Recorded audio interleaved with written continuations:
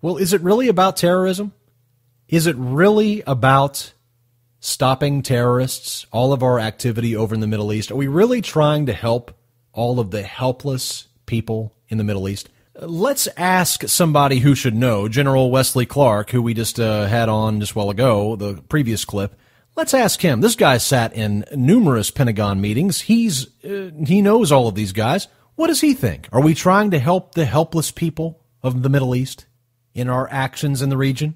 What's the truth? The truth is about the Middle East is, had there been no oil there, it would be like Africa. Nobody is threatening to intervene in Africa. The problem is the opposite. We keep asking for people to intervene and stop it. And there's no question that the presence of petroleum throughout the region has sparked great power involvement.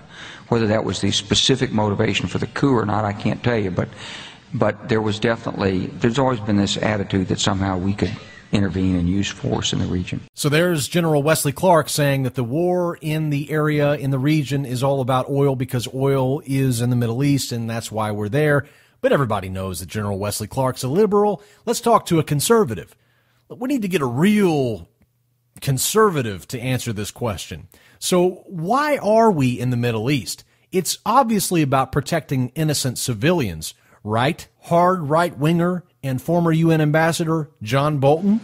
Well, Iran has made little secret of its desire to gain hegemony in the region of the Persian Gulf, the critical oil and natural gas producing region that we fought so many wars to try and protect our economy and from the adverse impact of losing that supply or having it available only at very high prices. Well, that's a bit depressing. So, former UN ambassador and hard ultra-right-winger conservative John Bolton says that your sons and daughters have spilled their blood in the Middle East to protect our economy.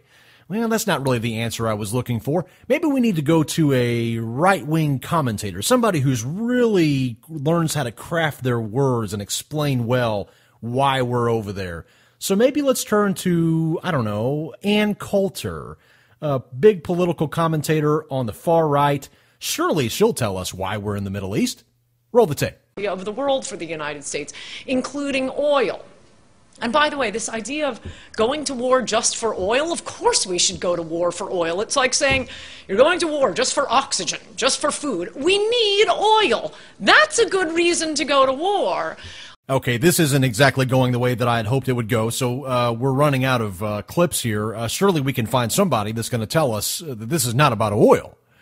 We've already heard from the left that it's about oil. And now we're hearing from the right that it's about... Let's go to John McCain. John McCain will tell us the truth. He's been working for the military-industrial complex for a long time. He has sold a lot of weapons for these different corporations, and he has been one of the major war hawks throughout the last several decades. I'm sure he'll explain why we're over there. John McCain, why are we in the Middle East? I just want to promise you this. My friends, I will have an energy policy that we will be talking about, which will eliminate our dependence on oil from the Middle East, that will then prevent us from having ever to send our young men and women into conflict again in the Middle East. Oh, but friends, this time it's different. It's not about oil this time. It's not about oil pipelines this time. It's about those innocent civilians that lay dead in the streets. And we need to appeal to your patriotism. And we need to appeal to your national conscience. If not us, then who?